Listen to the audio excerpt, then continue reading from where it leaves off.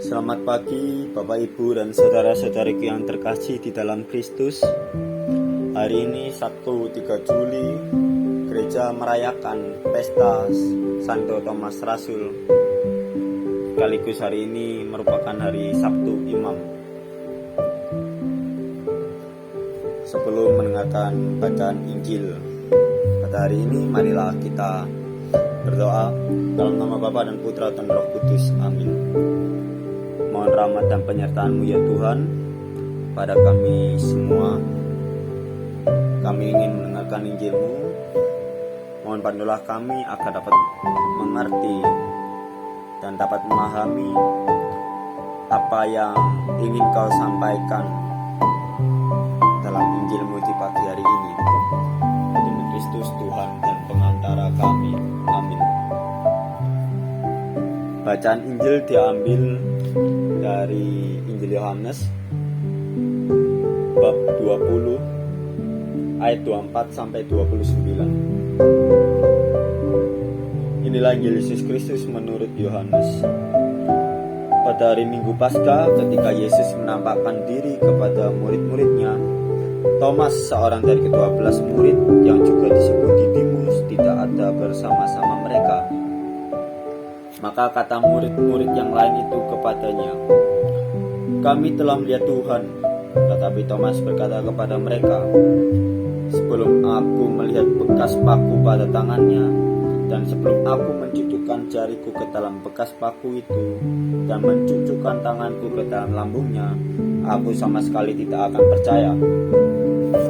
8 hari kemudian, murid-murid Yesus berada kembali dalam rumah itu, dan Thomas bersama-sama dengan mereka. Sementara pintu-pintu terkunci, Yesus datang. Ia berdiri di tengah-tengah mereka dan berkata, "Damai sejahtera bagi kamu." Kemudian ia berkata kepada Thomas, "Taruhlah jarimu di sini dan lihatlah tanganku. Ulurkanlah tanganmu dan cucukkan ke dalam lambungku.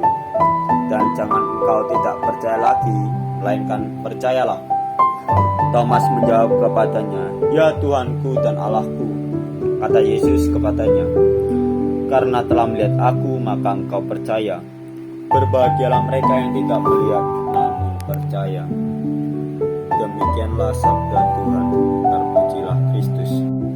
Bapak, Ibu, dan saudara-saudariku yang terkasih, dalam bacaan Injil kali ini kita diajarkan untuk percaya. Percaya itu sama saja dengan iman. Iman itu bagaimana kita mencari kebenaran sejati, dan kebenaran sejati itu hanya milik Yesus Kristus. Dan bagaimana kita dapat mencari kebenaran sejati itu? Tentunya Tuhan sudah memberi kita sebuah akal budi. Dan dengan akal budi itu kita dapat mencari kebenaran sejati. Seperti kata Yohanes Paulus kedua dalam ensikliknya Fides et Ratio, iman dan akal budi itu digambarkan seperti dua sayap, di mana jiwa manusia itu mencari sebuah kebenaran. Dan tentunya dalam hal ini bisa dikatakan bahwa iman dan akal budi itu saling berjalan bersama-sama. Seperti kata Santo Agustinus, ia pernah menuliskan, "Fides si non cogitetur nulla est." Iman yang tidak menyertakan penalaran bukanlah iman yang bermakna sejati. Dalam perjalanan menuju kebenaran, akal budi memiliki peran untuk memperlihatkan isi dan makna iman.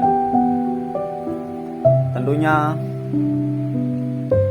untuk mencari kebenaran iman itu dan untuk memperkuat iman kita dapat terus mencari tentang kebenaran dan terus mendalami tentang kebenaran itu sendiri, yaitu Kristus. Hanya kita diajak untuk bertolak lebih dalam tentang iman itu sendiri. Kita bisa membaca kitab suci ataupun membaca tentang dokumen-dokumen gereja, apa yang menjadi pandangan gereja dan bagaimana kita sebagai seorang iman dapat melihat dunia ini dalam kacamata iman.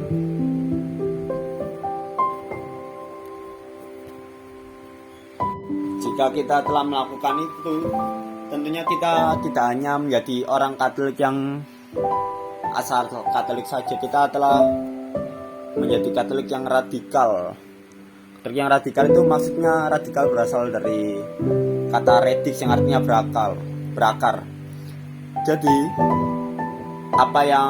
segala sesuatu yang kita lakukan, segala sesuatu yang kita imani itu, kita memiliki fondasi yang kuat, kita memiliki akar yang kuat, sehingga kita tidak mudah goyah dan tidak mudah ikut-ikutan.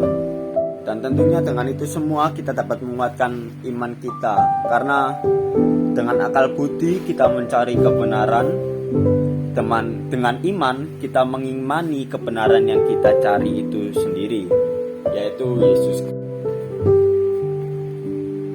Karena kalau kita dapat mengerti alasan yang mengapa kita percaya akan apa yang kita percayai, maka kita dapat mempercayai apa yang kita percayai dengan lebih kuat lagi, dan pada akhirnya akan membantu kehidupan kita.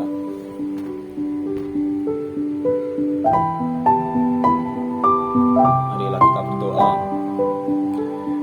Dalam nama Bapa dan Putra dan Roh Kudus. Amin. Terima kasih ya Tuhan atas